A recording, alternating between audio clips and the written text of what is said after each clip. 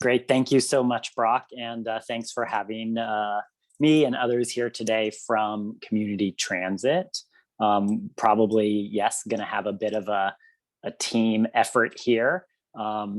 2024 is going to be a really big effort for our agency and a really big opportunity in our county. So that's why we do have quite a few people here today from the agency. So let me just start by kind of pointing out the obvious that in 2 weeks from tomorrow, Northgate Station opens with the latest extension of the one-line light rail.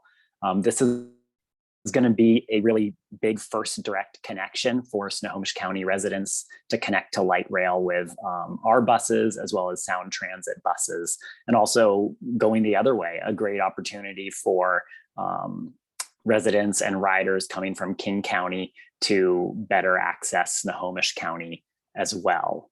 It's really the first step in that lead up to 2024, which is now less than 3 years away, with light rail coming into Snohomish County and 4 stations opening up, 2 in Shoreline, 1 in Mount Lake Terrace, and then Linwood Transit Center.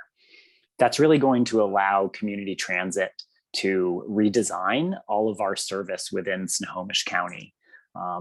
At that time in 2024, almost all of our bus routes will no longer, the ones that go into King County and Seattle right now will no longer do so, and we'll be able to take all of that service and put it into Snohomish County.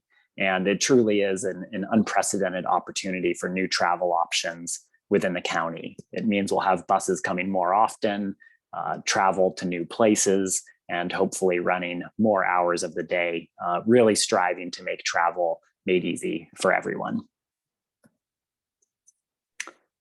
So far, 3 years actually is not that far away when it comes to an effort like this, but so far we started last year in earnest in kind of fall of 2020, and we've had 2 rounds of internal workshops over the last year to bring people from across the Community Transit Agency together and speaking about what does success look like for this project? How can we redesign our network to best meet the needs of public transit users in Snohomish County? We are just reaching our first critical milestone with phase 1 outreach and transitioning to sharing service ideas with partner agencies over the next month. This is actually one of the first meetings we're having in that series of reaching out to jurisdictions and stakeholder groups and letting you all know that we're going to be coming to the public in about 5 or 6 weeks with this first public engagement opportunity. That's going to launch in late October, early November at the latest, and really focus on rider values and priorities at a really high level on some topics I'll share with you shortly. After that, we'll take what we hear from the public and put it into a phase 2 outreach in spring of 2022 that will be much more detailed and really look at sort of a draft network or service plan of where those buses are going, what routes, kind of maybe what frequency, and be much more at the ground level of the future 2024 network. The final decision point for the approval of that 2024 network plan is currently targeted for December 2022. And we have to make this decision really early as we need to phase in the service additions. There will be so much new service in Snohomish County that we can't add all of that at one time. It is also going to require us to hire many new drivers and staff, and we need the time to hire those individuals, train them, and then really bring all of this new service online over a period of service changes. So like all large projects, we went into this with a few clearly articulated goals, and we have 4 of those. One of the most obvious being connecting our buses to light rail. Light rail is going to bring a high capacity, very frequent service to Snohomish County. So ensuring that we have good integration there is a large central goal to this process. We're also looking at expanding access to frequent service, which is usually defined as 15 minutes or better all day service on bus routes. We'd also like to adjust to changing markets. Over the last 18 months with COVID, we've seen shifts in travel patterns, and we want to make sure that we are nimble and able to adjust to any emerging needs that we see in our communities. And then, of course, focusing on equitable access. We want to make sure that we're putting service in places that people need it and that everyone has an opportunity to use public transportation in an equitable manner. And of course, all of that is kind of underpinned by travel made easy for all.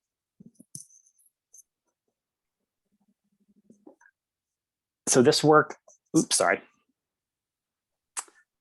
this work is also kind of has a large backdrop of existing planning work and other work that is not necessarily associated by 2024, but ongoing throughout all of the work that we do. We have our long range plan, which will go into a new planning effort in 2022. We have our SWIFT network vision, voter approved Prop 1 from 2015, Sound Transit's ST2 and ST3, and the PSRC Vision 2050. So these are sort of the large guiding documents that we have as a background of all this planning work. We also have a lot of internal collaboration going on inside our agency. And as I said, we'll be reaching out to jurisdictions and the county very shortly, making sure that we have those connections and that they're included in this process, as well as our partner agencies, community groups, and the public.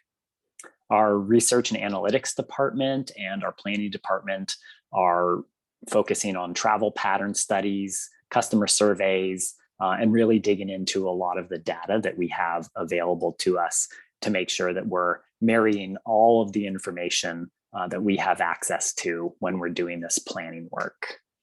And then also making sure that we're following industry best practice for transit agencies around our region. I know our planning department has been looking at the Los Angeles MTA's Next Network Plan and how they did a similar exercise. And we'll be using King County Metro's Equity Index Analysis tool with some modifications to make sure that we are bringing really data-focused equity work into our planning efforts. So thinking to the future, this graphic kind of looks like a food pyramid of transit vehicles representing the various transit modes of that future 2024 network. Our Swift BRT and Link Light Rail are at the one line currently, which will be the 1 and 2 line in 2024, is really the foundation with high frequency, high capacity, and high reliability of service. So these are sort of the large people moving modes of transportation. Trains will be every 4 to 6 minutes during peak service, and our BRT runs every 10 minutes. So this is really about people moving with very high frequent service. Next, we have our local and express routes kind of can be coupled together in some instances. The express routes may be looking at, say, longer distances connecting regional centers, where our local routes will be a very similar local structure to what we have now, possibly with more frequency and more span. We're also looking at new service options, so flexible but lower capacity that may be better suited to some smaller markets or rural areas.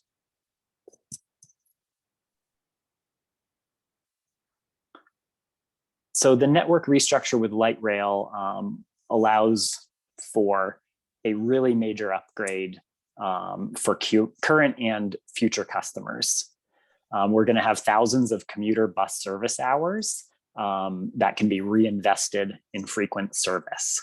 Swift is going to be a major component, which we have our blue line and our green line currently in operation, and the orange line will open in 2024, concurrent around the same times as Link Light Rail. Additionally, the blue line will be expanding with an extension from its current southern terminus at Aurora Village Transit Center down to the light rail station at 185th and I-5. So we'll have two direct BRT connections to light rail, that one in North Shoreline and then Linwood City Center, which will be on the Orange Line. You'll see a number of kind of gray corridors here, and these are transit emphasis corridors. So places that have been identified in the past where frequent service could be deployed in the future. And so that will be part of this planning work as well.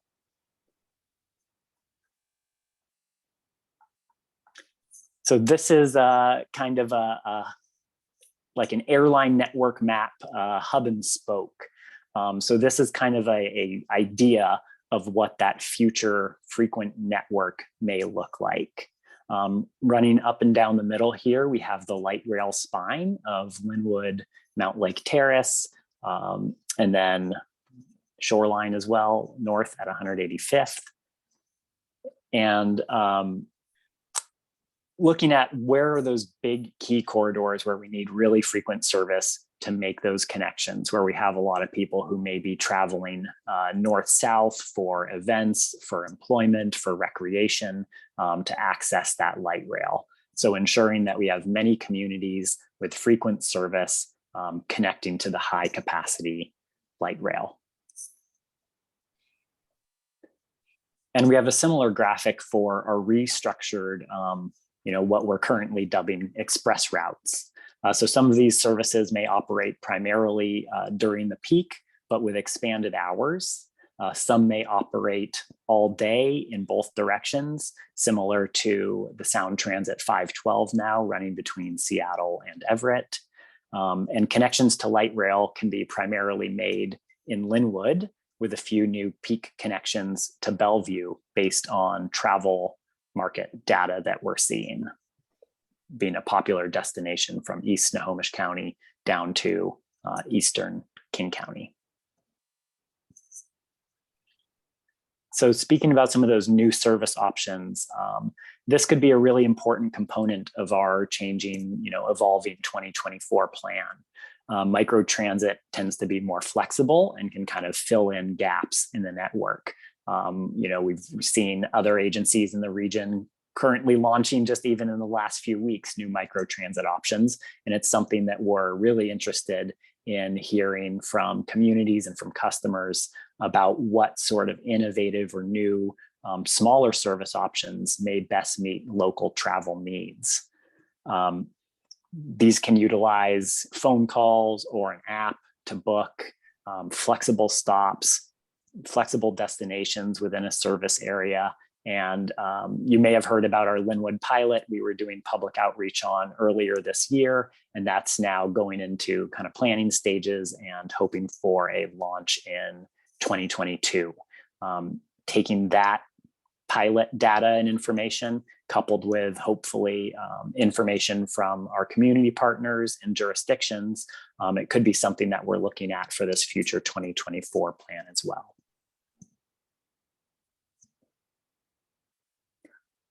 So we're trying to start with breaking the county down into 4 quadrants to help showcase some initial ideas and focus our initial outreach with jurisdictional partners. So we've seen a lot of growth in Northwest County. We would like to leverage the new connection to light rail at Linwood, as well as adding new strategic service to emerging economic centers like the Cascade Industrial Complex. Given the distances that need to be covered, we have questions about what may be most important for customers. Is it the wait time between buses or the overall travel time? When we're designing and deploying this service, usually there are balancing factors that need to be taken into account. So we're really trying to go out there and see what the trade-offs are and how can we best meet the values and priorities that we're going to be hearing from our customers later this fall. Coordination with construction of road network improvements is also really key, and understanding how we can support ridership for the future Swift Gold Line, which will be coming on in the late 2020s. After the Orange Line in 2024, the Gold Line will be our next bus rapid transit project.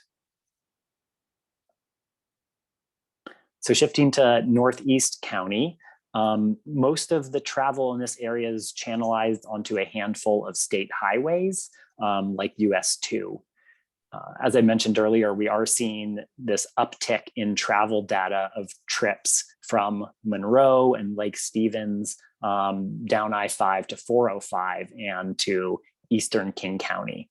So we're interested in learning more about how we can maybe serve that market better with transit. Having flexible all-day service is going to be really critical as well. Especially in these areas where we are seeing really rapid economic growth. And maybe looking at microtransit.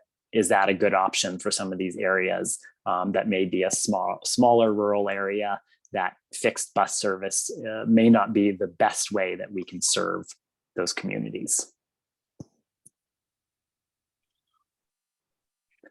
In Southeast County, which is generally kind of the 527 corridor as we're looking into it, we really want to develop more east-west transit options and network coverage in neighborhoods.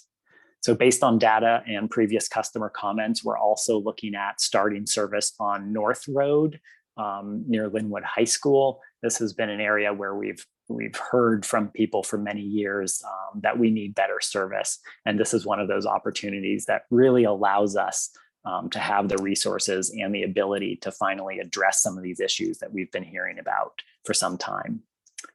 We're also looking at how we can restructure service around the existing Green Line and infrastructure on I-405 as well.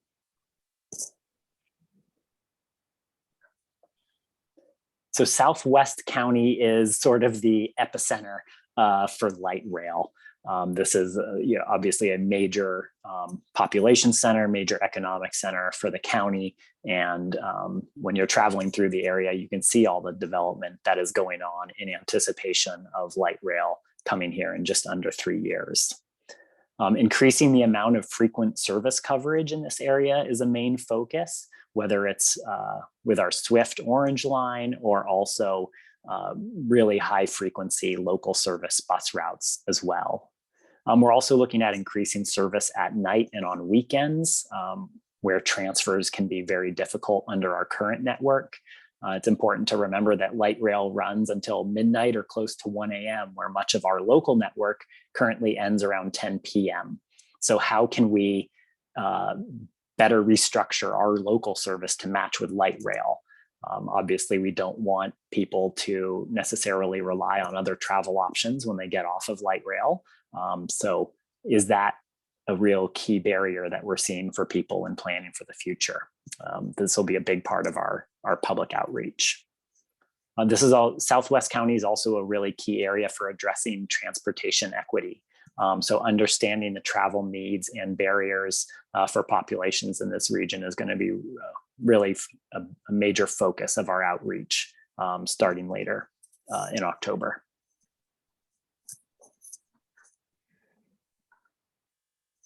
So equity is going to be permeating throughout all of this work, both in the outreach, the public outreach that we're going to be doing, and then in the analysis of the data that we'll be doing with the results of that outreach. We're starting to use more robust best practices, which look far beyond the requirements of Title VI, and just ensuring that we're taking in all sorts of equity priorities into account that may not be explicitly covered in Title VI, but are important to the agency and important to our communities and populations.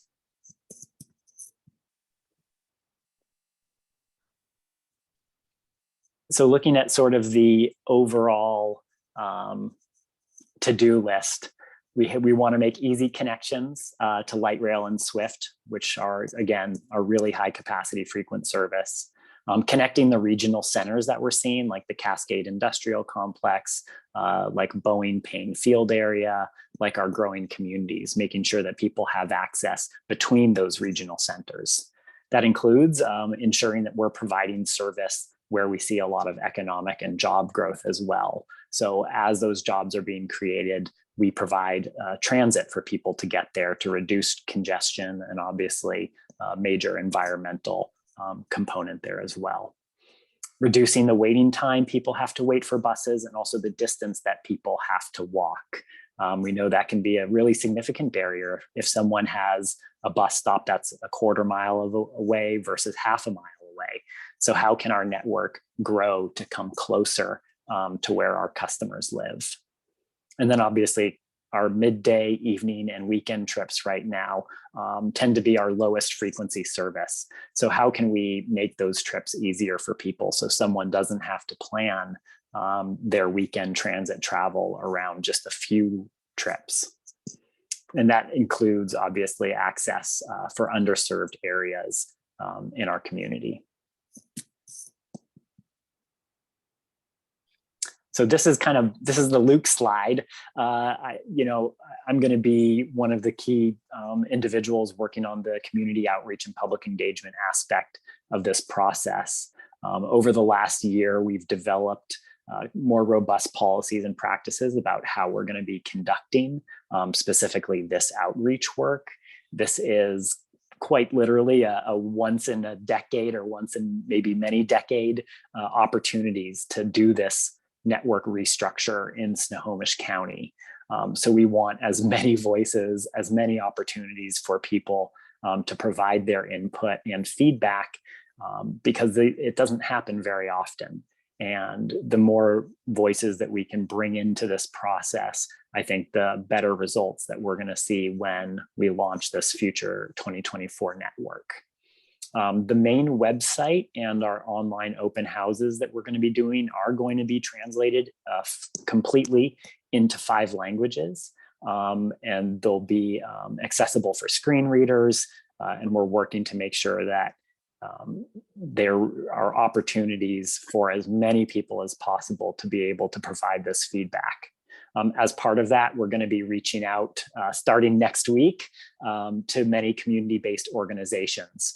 We want to make sure that even though this work is not going to start for a little over a month, that we have early contact and let people know about how large this opportunity is, how important it is, both for the agency and the future of Snohomish County, to kind of get people prepared and aware. If we just tell you about it the day the news release goes out, then the clock is ticking for when that feedback can kind of be collected. And we're really looking to partner early before this work launches to make sure that people know what the project is about, understand how important it is, and really buy into participating in this engagement work. So going just a little more detailed schedule that kind of leads to that adoption date in late 2022. But we just had the similar presentation to the board just 2 weeks ago. We'll be doing that first jurisdictional and kind of partner outreach over the next month, with that public launch in October, November 2021 this year, leading to really that second level detailed plan in 2022, which will then go to a public hearing and the board and hopefully adoption in late 2022, about 15 months from now. So it's going to be a busy next 15 months. And then we would phase a lot of that, the service addition and changes in from late or early 2023 through mid 2024. Right now, light rail is scheduled to begin service in mid 2024, but we want to make sure that we're prepared before that for full implementation of the future network. And I think that's it. And if you have technical questions, I'm definitely going to be punting them over to Thomas Tamola and some of our other staff who are here today in the planning department. Thank you so much, Luke. I'm having background because I'm on two computers at the moment. Just a second.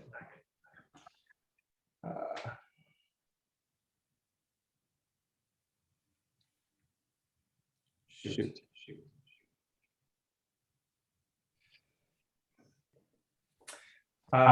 Technical difficulties on the first laptop. Luke, why don't you take a couple of questions, and I'm going to deal with the first laptop. I have a question. Sure. Yep. Yeah, Luke, sorry.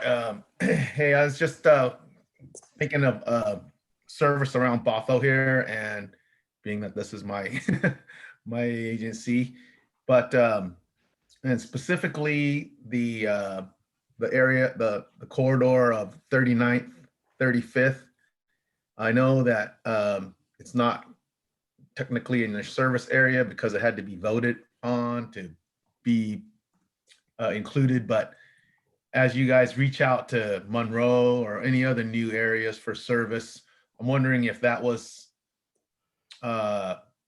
required for that thought, and also will this area be included for a future vote or something? Because I mean, this seems like an opportunity that we could include. Just a difficult to be on the top of the hill to get down to the Swift line, it's a trek. So, and for that many people, it seems like some kind of connection that could take you to 228th and to the park and ride or anything, something like that would be a benefit. Thomas, are you able to handle that? Sure. Just a little clarification. Maybe we need to follow up with you more offline when we do our outreach to Bothell. But are you talking about the Maltby area? Or are you talking about an area with more within King County? Because there's a lot of different areas around Bothell. I'm talking about all Snohomish County. It's all north of 228th, which is all Snohomish County, and up the 39th Avenue crosses Maltby turns into 35th and over towards North Creek High School. I mean, it's all residential up here on the top of the hill, basically, And in the past, of course, there just hasn't been service along a corridor like that, and just local service, nothing swift or nothing like that, of course. But a local run that would basically connect from Mill Creek or even farther, Everett, that could come down 35th. And I don't know how far north the service area is allowed, but basically the part I'm talking about is generally south of Mill Creek down the 35th, 39th corridor to 228th. And there's millions of houses around here, so plus the new high school and everything else. That's the area. We're looking at kind of areas kind of served by kind of the 106, maybe more north of there with more frequent service. But if it's an area that's outside the PDBA, like Maltby, we're actually not looking at service there because it's outside of our jurisdiction. Well, that's what I mean, but that's what I'm thinking of. That's my question is, if it's not in the PBA right now, are places that you're looking at like out in Monroe, are they in your PBA? And if they're not, then how did you guys start to determine that area needed a new service? Because, and then how can this part of Bothell get into that, service, or by vote or what, because I'm sure I don't know when the last vote is, but I've lived in this area for 20 years and I've never seen anything come by to ask if this community would want a bus service without walking all the way down to 527. Luke, this has been a great presentation. Unfortunately, we're well beyond our time for this. I do have a bunch of questions that are in my head, like I know Everett Transit and Community Transit having conversations about mergers. There's the conversations about areas outside the taxing district and how to include them. Your sub areas didn't specifically mention Stanwood and Darrington, two priority areas for Snotrac. So lots of follow-up conversations. I think the good news is I think you're coming back in November, maybe for Snotrac because of just the community engagement process you're kicking off.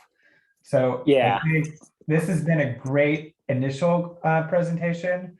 And then for all of us with questions, let's be prepared to ask Luke a bunch of them in November. Yeah, exactly. And we'll have a lot more information that goes out with that public engagement process, and then better delineation of sort of those values and priorities that we really want to hear from all of you. Okay. Thank you so much, Luke. And sorry about my computer issues here and the sound thing that happened, but I'm going to kick it over to Stacy Sahu for the one call, one click presentation. And I will, yep. Thank you, Stacy. Oh, thank you. Thank you all so much for having me again. Feel bad. It was already such a really good discussion already. And I want to also make sure there's plenty of time for a few council. So, but I'm here and I'm here to give a nice update for you all. Again, I really appreciate, is my, you see my whole slide? You can see your whole, there's a little bit of a chopping at the bottom. Yeah, okay. It shouldn't impact the presentation, but for many of you, I actually came back in January, so I intended this to be a bit more of an update, but I also recognize that for some folks, this is the first time you're hearing this or hearing me present on this. So I want to be very respectful of folks who are already very much in the weeds of this project. But just please know I am more than happy to speak to anybody afterwards. I'll drop my contact information in at the end. Happy to do a one-on-one stakeholder interview. Please let me know how I can make this a more comfortable experience to get up to speed, because it is about technology. So there's a lot to talk about, but this is intended to be more of an update. But with that, let me make sure, I always have to start with why. That is very, very important for this project to really make sure everybody understands and is on the same page why we're doing this. So again, the problem that we're facing in our community is that the current solution to find and secure a ride in our region does not work. And the problems that we see for individuals, and again, some of you, I'm sure have experienced this, is the current landscape places that burden on users to find a ride, and they have to figure it out on their own. They have to navigate the nuanced complexity with it.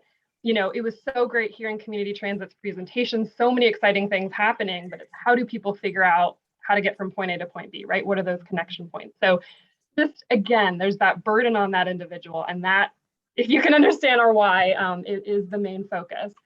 For other folks, folks that we're calling assisters, maybe a case manager, a social worker at a hospital, it's also very confusing for them, right? We don't make it easy. They're having to navigate many other things other than transportation for their clients. And so, you know, the burden that's on them to have to sort through the specialized transportation is difficult. We also have this burden on transportation providers having to come and do a bunch of outreach to all these different customers that might never be reaching their true customer or customer that could benefit from their program. So we see that as well. And then lastly, just in terms of the community and you know, we say our taxpayer dollars, there's little optimization of the transportation network to really make sure we can match somebody with the transportation that they need, that they want to get from point A to point B with the most appropriate ride that's at the lowest cost to the system. So both in terms of the lowest cost for them, but also for kind of our society at large. So we have identified a lot of problems and we're here with a solution. We're not going to solve everything, I'm so sorry, but we do feel really confident about the problem that we are addressing here. So again, I usually spend a bit more time going through what we'll talk about. I'll point you to some more resources, but I do want to make sure there's plenty of times for questions and get some feedback from you all. So just a little bit about our region's one call, one click. We led with inclusive planning. We got an inclusive planning grant. We focused on older adults, people with disabilities, and caregivers and how they find and secure transportation. So that we've been doing since 2017, and we're not stopping, right? This is really making sure this is hyper focused on what the user needs in this tool. Definitely want to talk about the regional focus. I am here representing HopeLink Mobility Management. We tend to work in King County, apart from our work with Rarit. Brock is our counterpart, right? So we're in King County, where our focus tends to be King County, but it was very clear early on that we cannot just think King County level. I love seeing Sherman you on today, right? Bothell, spanning both counties. We know we need to think regionally. So we really appreciate, and again, appreciate the interest that you all have in this tool. And also just to say that we've had many conversations with Washington State, and they're interested in how this tool expands, statewide. So while we're thinking kind of central Puget Sound, I also know when I came here in January, the interest of kind of Skagit and North Snohomish. So just know, we want you to be a part of the central Puget Sound, but again, I think the vision is this is intended to be statewide. Not HopeLink running it, but this tool, the solution to be a statewide solution. Please stop me if there's something that can't do properly. So feel free, Brock, you can cut me off if folks have questions that are time sensitive before the end. Just wanted to call out a few unique user cases that we're working through. We're very interested in kind of this emergency management perspective. So how do you kind of match transportation providers being available in an emergency with requests that are coming through? We also have been very focused on this healthcare thing. So while this tool is intended to serve anybody for any destination needed, we don't want to put those constraints on it. We know the very real situation that's placed in someone needing to find access to a medical appointment. So those are some unique user cases we've been working with. Since the last time I came in January, I'm very excited. Oh, Brock? Oh. There's nothing. Okay. Somebody is unmuted, and if you can mute yourself, that'd be great. Since the last update, since I came in January, we did receive phase 1 funds, and that was through the consolidated grant that many of you are familiar with the Washington State Department of Transportation. We also really appreciate, we got some great match from our own organization, HopeLink, King County Metro Sound Transit, as well as King County's Aging and Disability Services. And one other new update since I came here last time is that we've been working very closely with a lot of other kind of bigger tech projects. And we've been tentatively selected, pending agreement signed, of being a deployment site for a larger West Coast initiative that's looking at plan, book, and paying. So very excited about that. Again, we know this is the technology of the future of where we're moving towards, and we're really glad that with the focus we've had on the customer on inclusive planning, we're able to bring that to hopefully a even bigger audience to learn from. So what am I talking about here? I've never heard of one call and click. What are you saying here? So I'm going to focus it. I know, again, I'm not going to be able to go through all the details just with the time. Please, Brock, cut me off when you need to. But we're looking at, again, this isn't what we currently have. The way specialized transportation works is you have, the cycle, right? You need to figure out what your options are. You need to assess your options, figure out what's going to work for you. There's likely an intake process. There's likely an app you have to download, something that you have to do in order to get your ride. You then need to request the ride. You need to book a ride, something like that. And then you're ultimately given the ride. There's a little bit in between dispatching, scheduling. Those are things our one call and click is not handling. But we are intending, our vision is to better support, coordinate, collaborate on the discovery to requesting, eventually booking transportation in our region. Way more details are available in our business plan. I'm going to also drop in the chat our press release that has access to more resources for those interested. To give you a little bit of what we're talking about here, I wanted to first talk about what we already have. We already have this website called Find a Ride. I don't want to cause confusion for folks because I know that, but I want to be able to address the confusion. We have this website. It's available in Snohomish. It lists options. Please, if you go to, Find a Ride, see there's options. If it's incorrect, please tell us. It's takes very quickly to make updates. It's amazing how transportation just changes all the time, which is why we're doing this. But it's not what we need, right? It lists options. It's a pretty clunky. It's based on a vision from 10 years ago, right? So I want to acknowledge that this exists right now. It's an option. It's an immature way of discovering your transportation options. We're looking at it way more of discovering options, more like a multimodal trip planner, more like an ability for you to physically go to a website like Google Maps, put in your origin, put in your destination, and have all the options available to you. I'm going to skip this one. This slide's a bit more about a prototype that we worked on. Just in the interest of time, again, kind of gives you a little sense of what we're talking about with being able to request and print and give your options. Another kind of example I wanted to highlight is in Southern California. Again, this is not what our tool is going to look like, but it gives you a little visual of what's possible.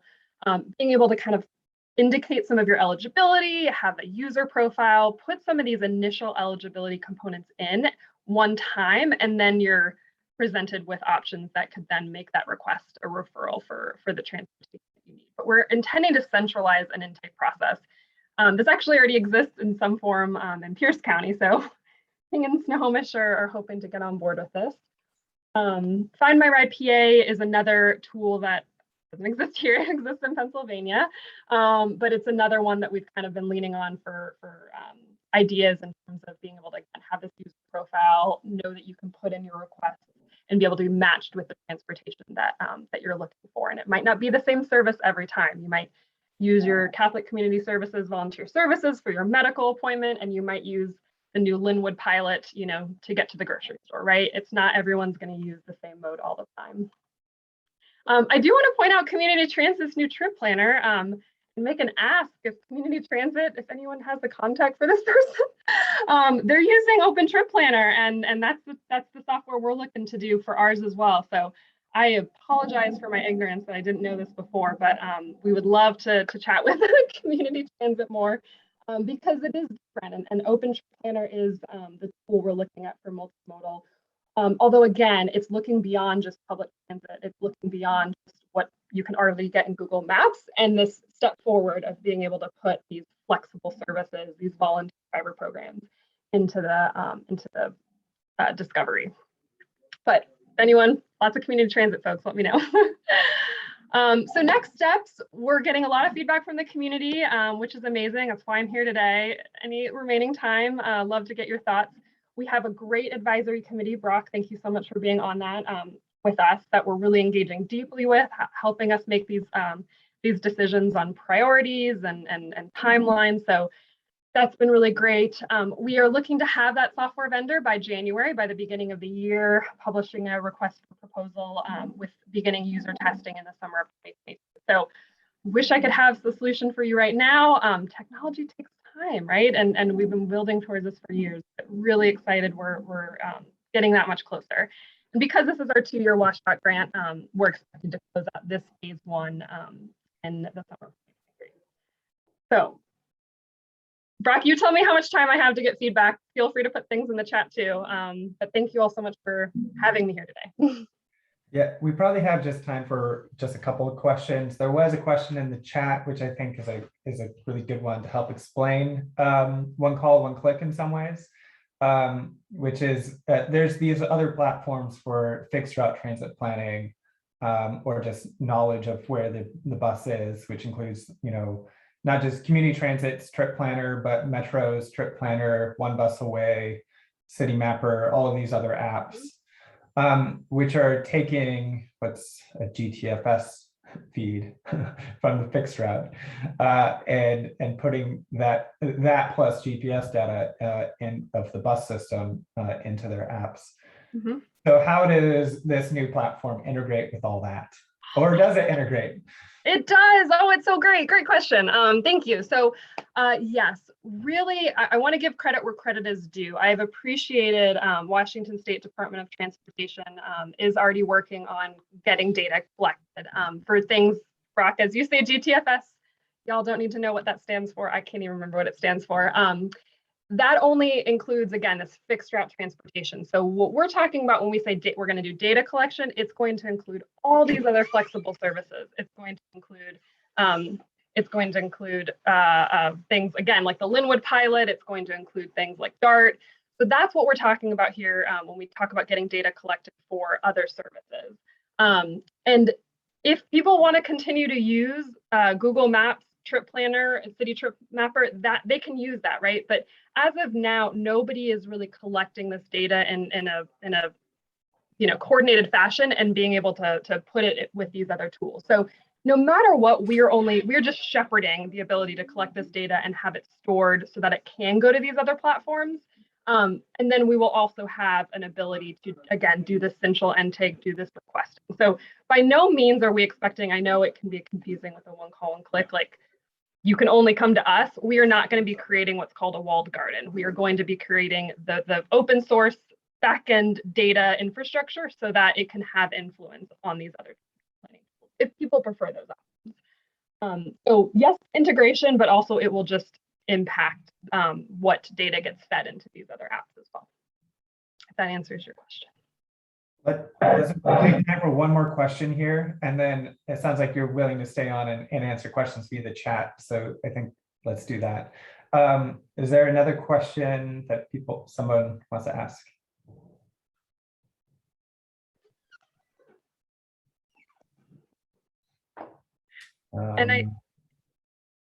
Hey, Stacy. Hi, Amy. This is Amy. Hi. Melian had something in the chat about equitable access, and if you could just touch on real briefly the fact that there's a human element to this, so important for people that need translation services or people who don't do well with computers or don't have them. Yeah, thanks, Amy, and thanks, Lynn, for asking this question. Oh my gosh, yes, let's chat. I will put my information in the chat, and would love that. So again, we built this all with inclusive planning. We would talk to so many older adults that don't speak, that speak languages other than English. And so yes, I know I focus a lot on the technology and like a website and fancy apps. People get really attracted to that.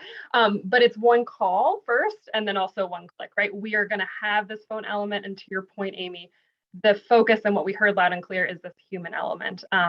It will be the ability for you to be able to connect with somebody, but we also are really, really focused on this assister model, right? So if you feel really comfortable going to your local senior center and making a request for transportation, we want to give the senior center the tools and the ability to make a transportation on behalf of you. So you'll always have a phone number. You can call us, you can call the mobility team, and we will help you and we will work with you. But we're also really going to leverage our community, right? And know that we're building the tool so that an assister will be able to also help you. But yes, there will absolutely be no way that that you will be required to have the latest app, the latest cell phone. We will always find another way to connect with you. So yeah, great question. And thank you for making sure I covered that.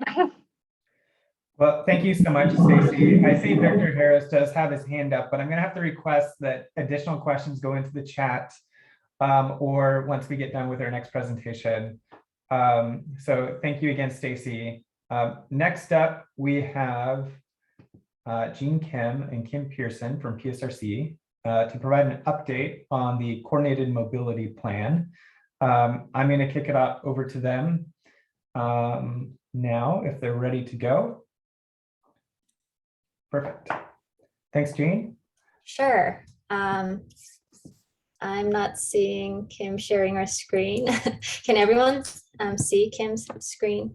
Not yet. It's still starting, so might have to restart. Okay, Kim, can you try it again?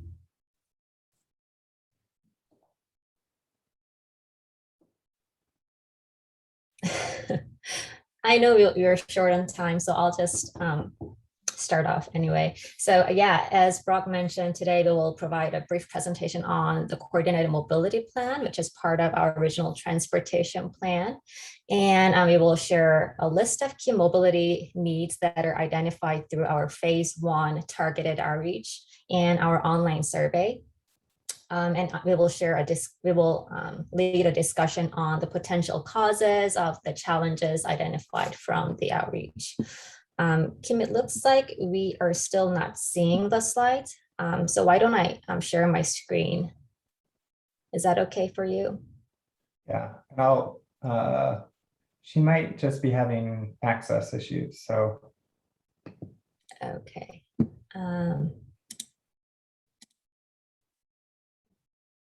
There we go. Can you see the slides? Yep. So yeah, for those of you who, oh, did I? Sorry. I think Kim is there someplace. Okay, sorry. Yeah, for those of you who missed the August Snotrac meeting or really not familiar with what this plan is, the coordinated mobility plan addresses the mobility needs of the equity groups that are shown on this slide, including older adults, youth, people with disabilities, and people with low incomes. And the plan outlines the strategies, outlines the needs and strategies to improve those identified needs. We update this plan every 4 years whenever we update the larger regional transportation plan. And hopefully we now have Kim, who will be sharing what we heard from the communities during our phase 1 outreach. And she will facilitate a discussion on potential causes of the mobility challenges that are identified. Kim, are you there? Yes, I am. Not sure what happened. My screen was frozen for a bit. Okay, one moment.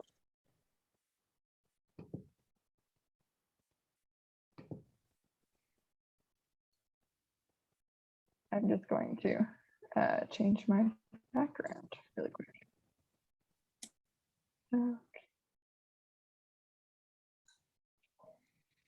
Okay, great. I must not be having a very good tech day. So we did a lot of outreach over the past several months with different community groups throughout the region, and we heard back from them about the key mobility challenges that they're experiencing. And you can see them listed on the screen there.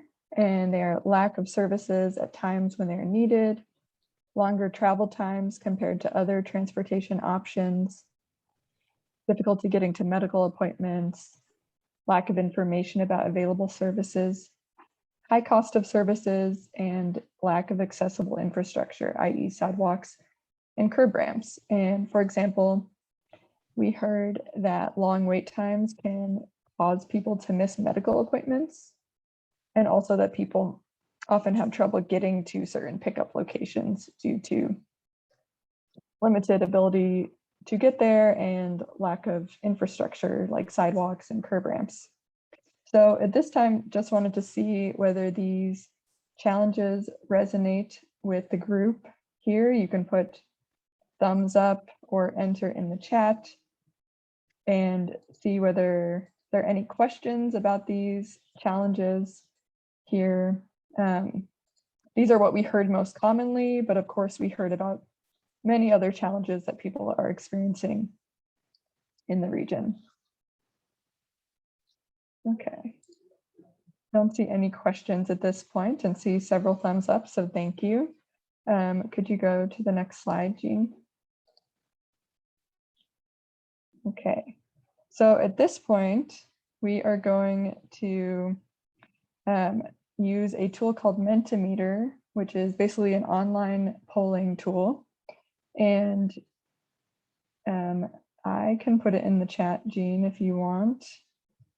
It looks like you'll be continuing to share the screen. So, okay, thank you. So basically you can click the link or go to menti.com and enter the code.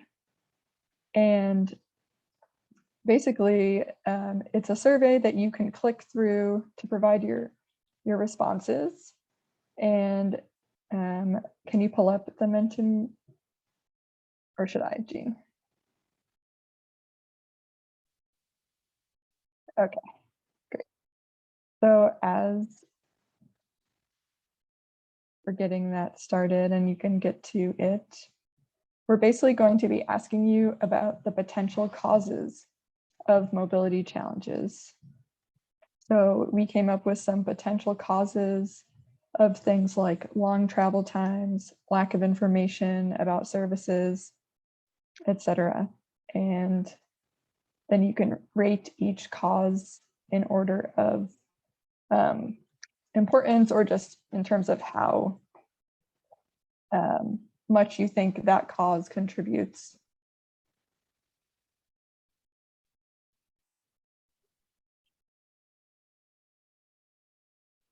Okay, great. And so as you enter your responses, everyone's responses will show up on the screen. To go to the next. Perfect. So for the potential cause of long travel times, several people have responded now. And see a few more people entering the Mentimeter. And so the causes we have here are excessive time spent waiting for regular transit and specialized transportation services to arrive, i.e. poor on-time reliability. And then uncoordinated schedules and transfer locations lead to excessive time spent transferring between services, providers, and across boundaries, such as across county lines. Lack of flexibility in scheduling return trips for ADA paratransit, especially from medical appointments, leading to long wait and travel times, and then other. And at this point, we're happy to hear from a few people in the group if you want to provide your feedback verbally or in the chat, especially if you said other, if you think there are other causes to long travel times. Okay, I see Joe Kunzler. I would just say, I'm more of a, other, and part of the problem is, there's this facility at Payne Field called the Future of Flight, and there's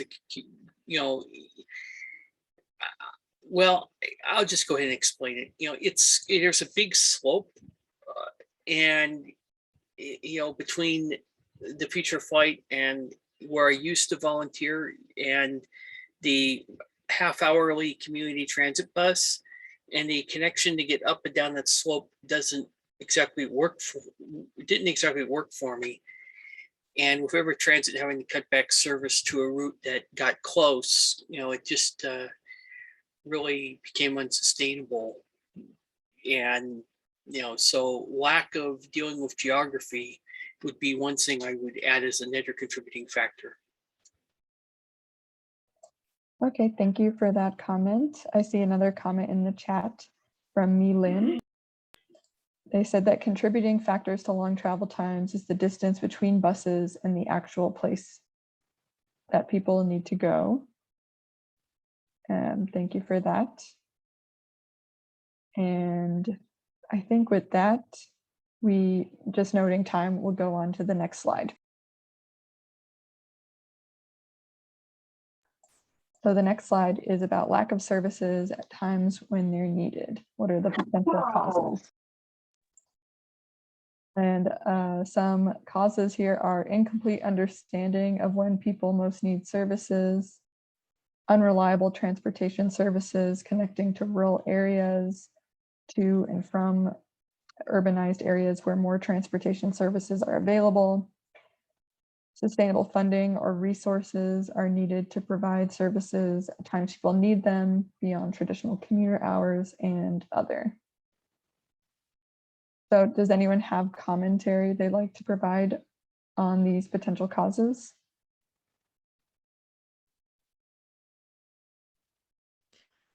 So And this is me, Lynn.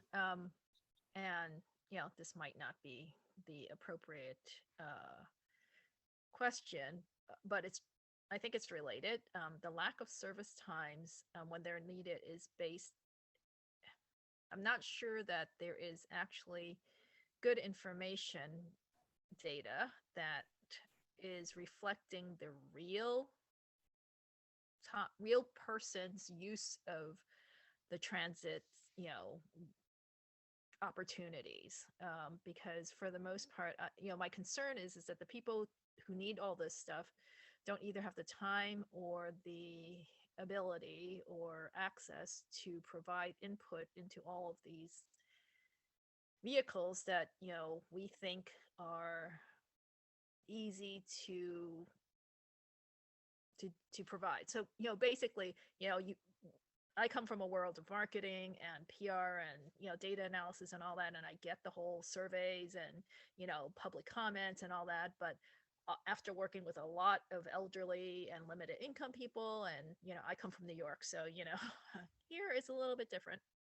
We're used to a lot of transportation out there and lots of options. And here it's a little bit difficult. And, after talking to a number of people, including this gal today, who need a car because she needs to, get from Duval to Bellevue and to Redmond and other places. And, she's just like, pulling her hair out. It's just, when I've talked to different people, in this, who are in charge of these decisions, they look at data about how many riders per bus, how many, and that data doesn't really reflect the need, because the need could be there, but the services are using metrics that are not necessarily reflecting the need, because you can have people who need it, but because the services aren't there, they're not going to use it, which then reflects on the fact that there are fewer riders, which then, basically tells you, or the people who are making the decisions, that nobody wants to use those services, but that's not true. So what I'm saying is that as you're looking at this, if you might want to do the Star Trek Kobayashi Maru, thing, and step out of the scenario and look at other ways to measure need than ridership, that might help get the solution that would actually help the people. Just my opinion. Yeah. Thank you for that. Great commentary. I'll So, can I make a quick note, Kim? So I think the Snohomish County Mobility Gap Study from a couple of years ago highlights that rural-urban divide of who is thinking about using transportation services. So I just want to, we have data that backs up that statement. And I think Amy, and it sounds like Milan and I have been stressing the importance of a baseline of service requirement, especially for rural areas, that providing service that highlights this need of, like, how do we define what is a human right towards transportation. But in terms of the questions, I think there's two types of transportation services that we're thinking of. There's the fixed route transit, then there's the specialized transportation services. And there's really not as much of an issue in terms of lack of services at times when they're needed for on-demand services, because they're going to be provided when they are demanded. There may be issues around like weekend service or some morning or evening, but generally the question doesn't maybe get to that issue of lack of services for specialized transportation services. So, but connecting back to the previous question of fixed route transit service, of the connection between the two services, one of the answers that is a bit missing is the number of trips per hour. If there are 6-minute headways like light rail, that means the connection between the services is not going to be an issue, where you don't have to be so good at planning, transit planning, that you're making sure that the specialized transportation service, the on-demand service, is coming right at the right moment for the fixed route service. So, just the number of trips per hour ends up being an important factor here. So I'll leave it at that. okay, thank you. Yeah, just noting the time. Do we have enough time for one more slide, Jean, do you think? Or do you want to One more slide and then we'll, Great. So one more slide here, and this is the question about causes of lack of information about available services. And there are quite a few, but possibly, or the first one is that people are not fully aware of how to access information about the services. And then second, lack of a one-stop shop resource guide or trip planner is one cause is a barrier for riders to easily navigate and book a ride. Then more spoken or written language assistance is needed for people who speak different languages. And lastly, information about travel options for people with special transportation needs is not always clearly communicated or available. And so these are the 4 we have. We'll definitely be revising these with a lot of the feedback we've got so far. But feel free to fill this out. And then I'll note before we take comments that, well, maybe we won't take comments on that one, but this Mentimeter will be open for another week so people can fill it out. And there are more questions, 6 questions in total on the potential causes of mobility challenges.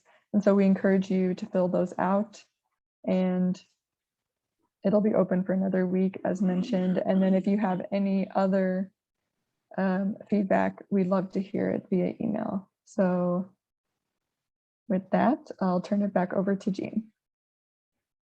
Yeah, thank you everyone for joining the Mentimeter activity. As Kim mentioned, we'll follow up with a link to the Mentimeter again. So Brock, please share those with your group.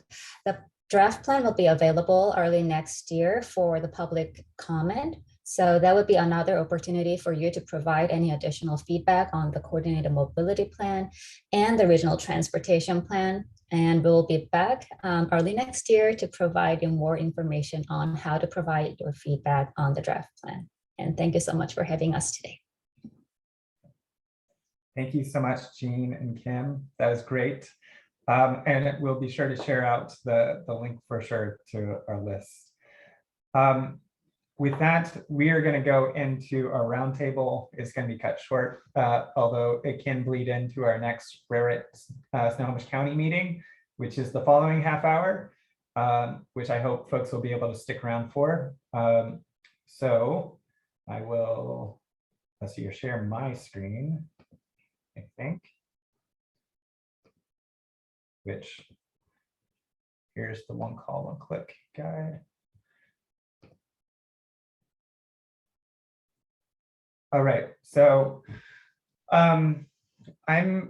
this is our opportunity for our partners around the table to share kind of news and updates or things that are coming up regarding different areas. I just want to make sure that I do have a couple of slides just to make sure we cover things, but maybe I'll just start with everybody being able to share something if they have something.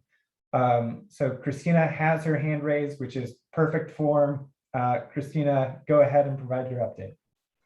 Hi, so the city of Everett applied to be listed as a bicycle-friendly community with the League of American Bicyclists. Right now we're having a survey about people's experience as a bicyclist in Everett, whether you live here, you recreate here, you work here. The survey is open until October 11th. I'm going to post the survey link in the chat. If you have questions, I'm also going to post my contact information. We'd love to hear you. Survey feedback is an important element of our application, so please take some time to fill it out. Thanks so much. Thank you so much. We have 2 more hands raised. No, 1 more. Julie. Hello, everyone. I just wanted to take the opportunity. John's computer finally connected, and John Bermani is the transit manager for our new Snow Goose Transit, and I wanted to take a moment to just introduce him. Absolutely. Is John ready to come off of visual mute? Hello, I hope everybody can hear me. Yep. My name is John. I'm the new manager for Snow Goose, like Julie said, and look forward to talking with you all. Fantastic. John, we're excited to have you on board. Just as a recap for everybody who's new here, Snotrac and what is now the Lincoln Hill Retirement Community did a study last year on what mobility options could be provided towards Camino Sandwood. And the result is the new Snow Goose transit service that'll is a flex route transit service covering Camino Sandwood to Arlington. So we're excited about that project. Any other updates that folks want to share? Joe, you have an update. Yeah, I do. I'm gonna keep this update, pretty focused on the first presentation. I'll definitely bring my questions in November, but if you go up in the chat, I dropped a PowerPoint of what I'll be giving next month to the Skagit Transit Community Advisory Committee and how our 90X route, which connects Burlington and Mount Vernon and Skagit with Everett Station, how we may want to proceed on that. So just for everyone's situational awareness, really excited for the November talk, and hopefully we'll bring some good news here next month from my presentation. So there you go. Thanks, Joe. With no other hands out, I'm going to start queuing topics just to see if there's anything that it jogs the memory for folks. I know since the last meeting that we had, both Community Transit and Everett Transit adopted their updates to their transportation development plans, which is a requirement annual adoptions of their 6-year plans. So that's one fixed route. Are there any other fixed route updates that Tom from Everett Transit or Brian or from Community Transit folks want to provide? Yeah, this is Tom. I suppose before you all meet again, when the service changes occur in October, we'll be adding new service to the business park, the Riverside Business Park in northeast Everett. There's several large employers down there and a new one called In Farm that's doing hydroponic food that will be raised here in Everett and sold in our local stores. So we're looking forward to that. People will be able to connect from Everett Station on this route, Route 4, that will take them straight to it. And then we'll be actually adding some more service to Route 7 up and down Evergreen Way, and for the first time taking Route 29, which runs on the east side of our city, up to 30-minute headways all day long. And so that's hopefully going to create a lot more opportunity for folks.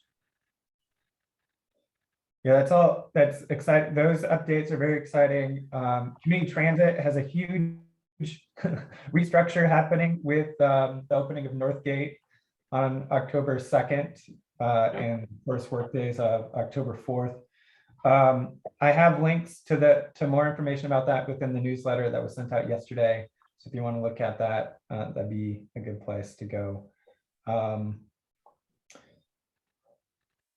Any other updates around paratransit, door-to-door service, Medicaid, non-emergency medical transportation, tribal transportation folks want to provide?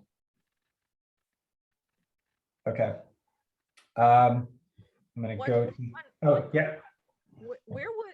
Where would community vans fall on that list? Perfect time to talk about community vans. Oh, okay. Did you want me to say something about it, or? If you would like to, yes. Well, yeah, I mean, my question is really more of how do we make them work? I mean, I've seen the struggle in Duval about, that program, and it just seems like someone needs to, or some group needs to figure out what is the best way to deliver the services and meet the actual needs of the people who need to use them. So yeah. I've just heard a lot of feedback from people, and it's and the challenge is the more problems there are, the fewer people who will be using it, and then, nothing gets actually fixed. So I guess I'm just trying to figure out what's the best lever or levers to engage in order to help improve the program so that the people who need to use it can optimize its use to the fullest, to the, basically to the goal that it's supposed to, to whatever it's supposed to actually deliver. Yeah. So I do see there are a couple of people with their hands up. I'm going to so for this particular question regarding Duval community van shuttles, I'm going to recommend that be shifted to the Snoqualmie Valley Mobility Coalition's agenda. Okay. And luckily Stacy has her hands up, and I think there's others from HopeLink that can carry that message over. And then Linwood and Community Transit will be partnering on a pilot project for a community van and are taking lessons learned from projects in King County. And that's an ongoing conversation, and happy to fold people into the CT meetings that are happening there as appropriate. So if you're interested in that, drop your contact information in the chat and in the topic, and we will make that connection happen. I think, is there anybody else with their hands up with other updates?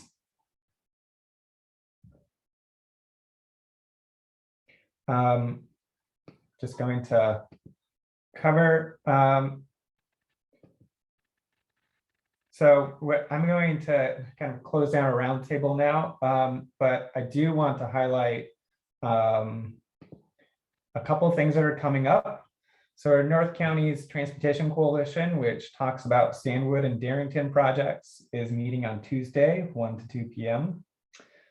We do have a Snotrac speaker forum next Friday from 12 to 1. Hope you can attend. Paulo is amazing. It has done amazing work with Seattle Children's Hospital, City of Seattle, before those two with King County, and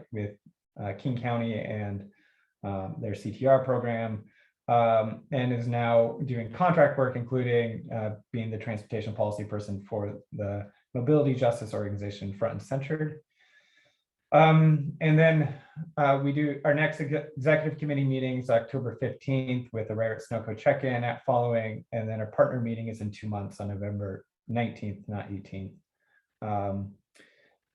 So with that, I think I'm going to close down the Snotrac partner meeting and then kick it over to Dean Sidnor of HopeLink /Rarit to help us guide us through the next meeting for us.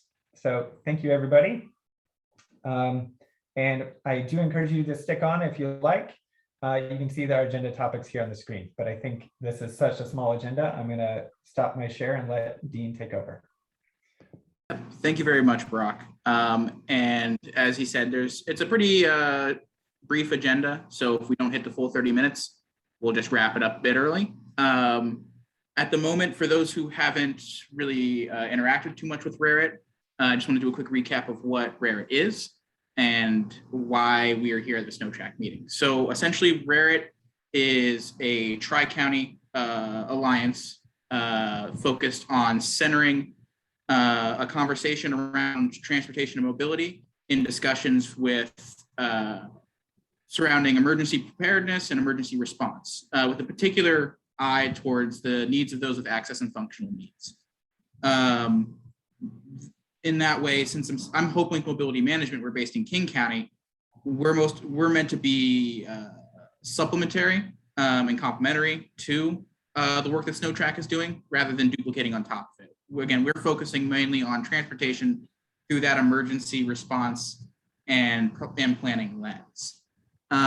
With that being said, what we normally do when we start off our meetings is kind of make a call for emerging needs. I want to kind of rejig this agenda just a tiny bit and move one thing up. I know one emerging need that was brought to our Raritt and Snotrac's attention recently was actually from Snohomish County Human Services about the needs of the potential need for transportation resources regarding the needs of Afghan refugees being resettled in the area.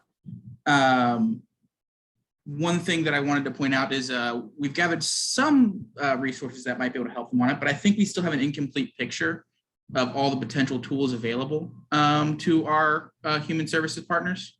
I know Tyler Verda might be on the call, and I'm not sure, what maybe he has an idea of some resources that he might like. One thing we've already shared is HopeLink non-emergency medical transportations process for assisting refugee clients, that being rides set up to their initial medical checkups and then 2 months of higher mode service without the need for additional screening paperwork being done. So I know that that's one thing we've already shared with them, but Tyler, I don't know if you wanted to add anything to that, but I'm sure you're still looking for resources as well. Yes, we are, Dean, and thank you so much for putting that call out to other Raritt partners. So just to give some context, Snohomish County Human Services is working with Immigrant and Refugee Services Northwest and other service providers to make sure that our community is a welcoming place to Afghan refugees and that we're also connecting them to needed services. The initial planning is to have a welcome center. We haven't identified a location yet, but the hope is that that welcome center will, one, provide a place for Afghan refugees to get together and have that sense of community and share experiences and the different problems that they're solving amongst each other. But then also, two, to be a connection to the different services that they're going to need help with. One service that Human Services has agreed to try and do some research on and try and provide additional options is around transportation. And so it's been really helpful to hear from you all about some of these options that we can look into. A couple of needs. Right now, the plan could potentially be for a shuttle to be from the residence, the primary residence where most of these refugees are going to be, to that service center. So that would be one need. Also, the refugees are going to need help with just basic transportation of getting to appointments, getting to grocery stores. There's going to be some medical appointments that they're going to need to get to. So at the stage that we're at right now, we are just trying to gather all the potential options. And so if anybody has resources that we should look into for medical appointments, for non-medical appointments, and for that shuttle need, there are no bad answers right now. We just want to hear everything that we could be looking into. Tyler, this is Tom Hinkson in Everett. I believe that we could probably give you some preloaded $10 value Orca cards for fixed route transit connection that would be good on any of the systems. It would be a starter kit. And then they're reloadable. That would be wonderful. Let me just, yeah, get a hold of me and let me know how many you need. I'll see what we have in inventory. That'd be wonderful, Tom. And what's your last name? Hinkson, Hingson, Everett Transit. Thank you so much. Hey, Tyler, this is Sherman here. A resource that I think would be beneficial for that kind of transportation need is the community van service that is available through Woodinville, City of Bothell, and University of Washington Bothell campus has a van too. There's 3 of them. They can carry between 5 and 12 passengers. The cost of it is basically a bus fare, but you can take groups, and depending on where they're going to be actually relocated, the refugees, like centrally or whatever, you know, they can schedule, they don't need to schedule the riders or anything. They just schedule, a rider will be scheduled through the community van coordinator. I'll give you her name and we can talk offline and get you that information. And then they can schedule the van to take them, you know, as a group to whatever destination, you know, be it medical or other needs. And it's a great service that KC Metro has provided, and we've been partnering with them on, you know, for over 2 years now. It's also available. It's also available in the Shoreline Lake Forest Park area too. Quick question on that. When the refugees use that community van, do they have to pay for parking when, like, you know, if they're going from like point A to point B to their doctors, and then, you know, the van needs to pick them up from the doctors and go back, but in the interim, you know, the van is needing to do something, so they, you know, so they're parked somewhere or drive around. But do they have to pay for parking for that? No. Okay. They generally if the van is scheduled, they'll, you know, whether the driver that's volunteering to do the ride itself, they can either stay with them or, you know, go find something else to do. And generally, like I've been a driver, I'm a volunteer driver for that. Okay. And I've taken rides for senior citizens and whatnot, but you know, you can just go find something else to do, and you can always find somewhere else to park for a while for free and come back. I've just heard for a couple of people that they had to pay for parking, so that just was like over the top. They could have just taken the bus instead. So yeah, no, I mean, that's dependent on the driver itself, you know, unless you get a driver that qualifies and goes through all their, you know, criteria and gets qualified as a driver, they can drive themselves and do, you know, be their own driver of their own group for that matter. But until that happens, you have qualified drivers that the community van coordinator will assign, and then that driver takes care of all that stuff. I mean, I'm just wondering who at Metro manages that so that there's consistency across all the different programs. Corey Holder is the guy right now. Thank you. I think. Appreciate it. And is that service available in Snohomish County, or is there a similar service that's available in Snohomish County? Not available in Snohomish County yet. I mean, but the rides have to originate in King County. Doesn't mean that you can't go into Snohomish County with a ride. Like, they've had students from the UW campus all get together on a van ride. You have to have at least 2 riders to make it an official van ride, and you can get that thing. And they've taken it up to Layla outlet malls and stuff. I mean, they're all over. They use it. The rides don't have to originate and stay in King County. They just have to start in King County. Tyler, Victor Harris. Go ahead, Victor. As we talk about that, what about the Snohomish County van pool? I don't know the rules and regulations behind that, or if there's somebody here that can still speak to that. But that sounds like a very similar objective as the Snohomish County van pool. Thank you. Good luck. Thank you, Victor. Yeah, I'm not familiar with that program. Is anyone familiar with the Snohomish County van pool that might be able to illuminate some of the details? I think Victor might be talking about Community Transit's van pool system. It's a little different. It's really more around commutes for employers, employees, and there's a fee, but it's like a monthly subscription type thing. It's not a casual call up, I need a ride type. Appreciate that clarity, Tom. I guess one last call here. Does anyone else have any services they think or trainings or resources or, you know, pamphlets or anything that you think Tyler should be having access to that they want to share now? And also, Tyler, if you want to put your email in the chat so folks can grab that, and then if they come across something, they can get it to you.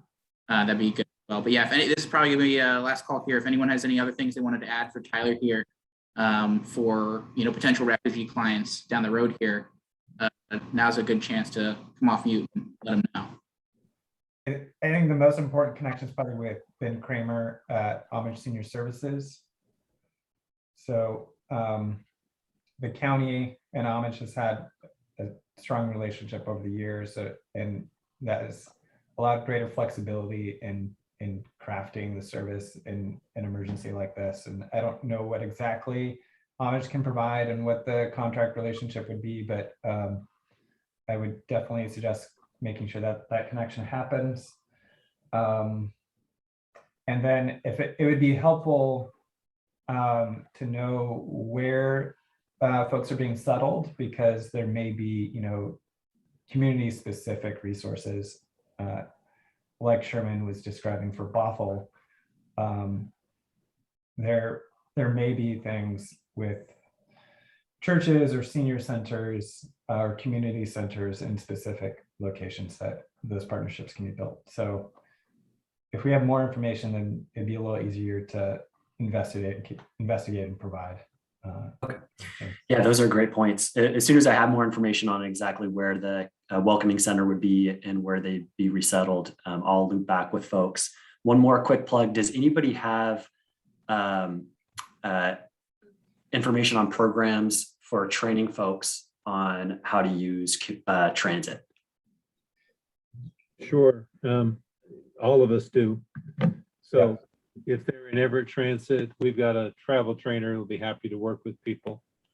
I know Community Transit has a full travel training program, so you could get a hold of either one of us, and wherever the jurisdiction is that fits best. King County Metro will have the same thing. Wonderful. And Homage Senior Services too.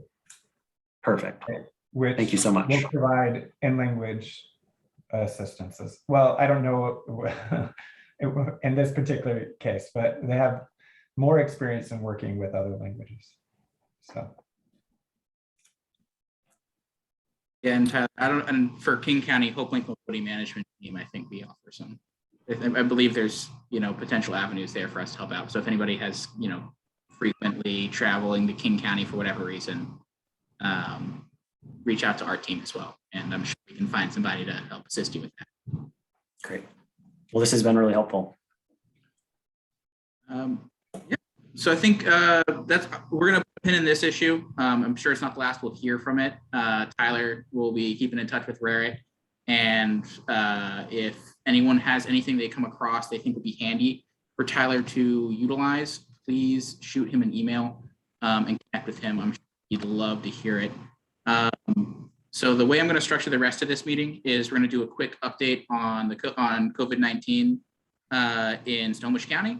And then from there, we're going to close with just a last call for emerging needs and topics, similar to what we just talked about with Tyler's, emerging need regarding refugee transportation. If other people have, emergency related transportation issues that have come up, like, preparing for cold weather travel, or, residual questions about things we can do for the heat wave response, or just any other sort of emergency related transportation need or question.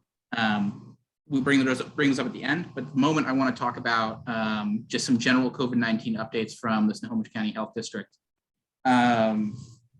The reasoning for this is this provides some context for folks, as all transportation providers, emergency managers, and community members. This is kind of a rolling crisis that we've been dealing with for quite a while now. So I just wanted to provide just a quick snapshot of where things stand for folks that might not have been absolutely tuned into it. I'm going to link in the chat here just the update on the statewide mask order and national vaccine mandates expanding. It's a little blog post by the health district that they have put out. Essentially, it just is an update you've probably all heard at this point regarding outdoor gatherings of 500 or more being included inside of that mask mandate. So your fairs, your large sporting events that might be taking place outdoor, any sort of those festivals or gatherings that might be outdoors, they're now included in those types of mask mandates, and also essentially crowds of any kind outdoors. It's recommended that folks mask up outdoors in kind of all situations. Diving into the video briefing that Dr. Spitters, the health officer here in Snohomish County. Sorry about that. I'm posting the link to that video now. It's 30 minutes, and I'm sure that not everyone has time to view all of it. So I'm just going to run through a couple highlights that I grabbed from my watch through. Essentially, the weekly case rate sitting at about 469 for every 100,000, which is the good news on that side is the rapid increase that got us to the level that we're currently at is leveling off. The bad news is that it's leveling off at quite a high rate. Essentially, this is one of the highest rates of transmissions that we've ever seen. So it's not a great place to be, but it seems to be, again, leveling off and not getting worse at the moment. So that's one takeaway from that video. He gives a bit the statistic of essentially in a crowd of 100 people in Snohomish County, there's a 75% chance of at least one contagious case of COVID-19 being present in that crowd of 100. Shrinking that group down, if you're at a group of 50, the risk is about 50%. And if you're in a group of 10, there's about a 12% chance that you'll be encountering someone with a contagious case of COVID-19. There's about 106 beds being taken up by COVID patients right now, and about 19 on ventilators. On the vaccination front, about 57% of the county is fully vaccinated, but the rates of vaccination have slowed to a point where about 5 to 6K per week. And at that rate, it would take over a year to get everyone vaccinated in the county. So they are looking for ways to increase vaccinations. Testing volumes are still quite high. One great collaboration that they have is that Ashway Park and Ride location that they've built up in collaboration with Community Transit. There have been about 20,000 COVID-19 tests in the last week alone. Again, this is a video released on the 14th of this month. So this information is dated to exactly that moment. And about 600 or so on Saturday and Sunday at that Ashway Park and Ride were being conducted. One thing they did note was that some folks are booking appointments for testing at the Ashway Park and Ride and still going to the now closed Linwood Food Bank testing location. That is obviously an error, and they'll be missing their appointments for their COVID-19 tests if they're doing that. I'm on our transportation front. I'm not sure if there's any way that we can prevent that, but I know if a driver hears someone talking about getting a test that at the food bank location, it's closed. They should be going to the Ashway Park and Ride location. The food bank testing site in Linwood is no longer operating. And yeah, there were some general updates in that video about COVID-19 in schools as well. It kind of sits outside of our scope as far as we're focusing more on transportation. But if folks are interested in hearing the health officer answer some questions about COVID-19 in schools, some of the press that were in that video briefing had questions related to that. So I'd recommend checking out that video that we posted in chat if the COVID in schools is a topic that's interested to you. With that being said, that's a general COVID-19 update based on some of the statistics and articles put out by the Snohomish County Health District. I don't know if we have anything that transportation partners or otherwise want to add to that discussion. But again, I'm not a health official. I'm just going to relay some of the news to you guys that the health officials are putting in. So anything want to add on that? I see Brock's hand raised. I have questions, which maybe Tyler or Tom or somebody else will answer. First question, yesterday, King County Executive Constantine announced that vaccinations would be required for large events in late October.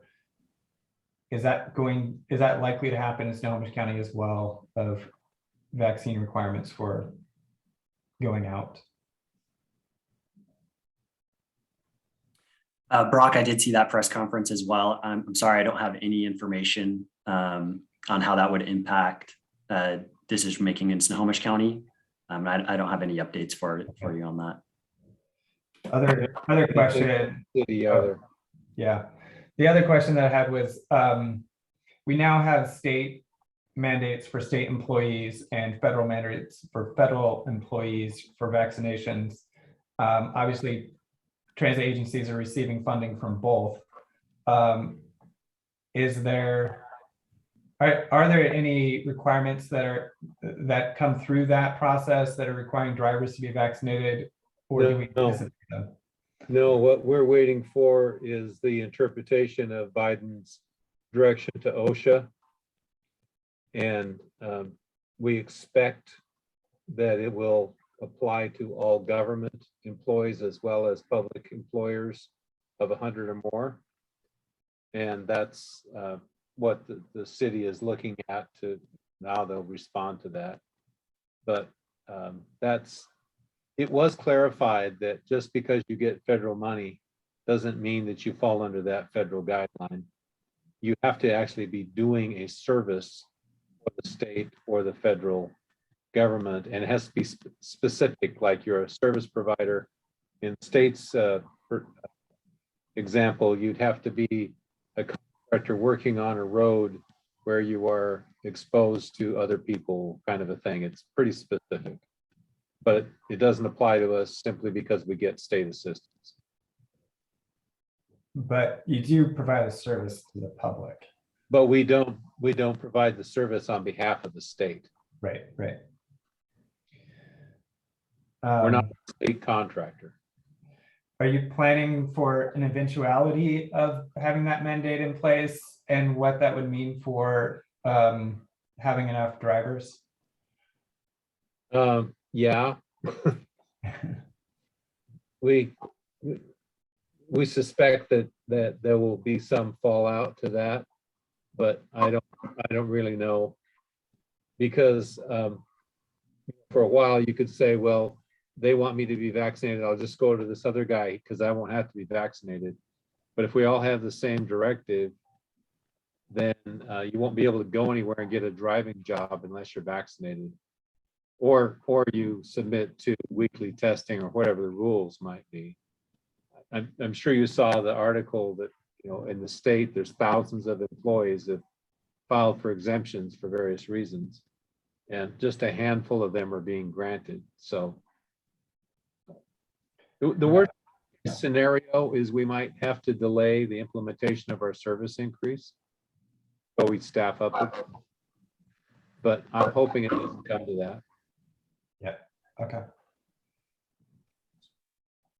Thank you guys for the clarification there. Do we have any other questions or points, or just things we wanted to mention on the COVID topic before we move on to closing out, just with any last call for emerging needs before we wrap things up? Good afternoon, Victor.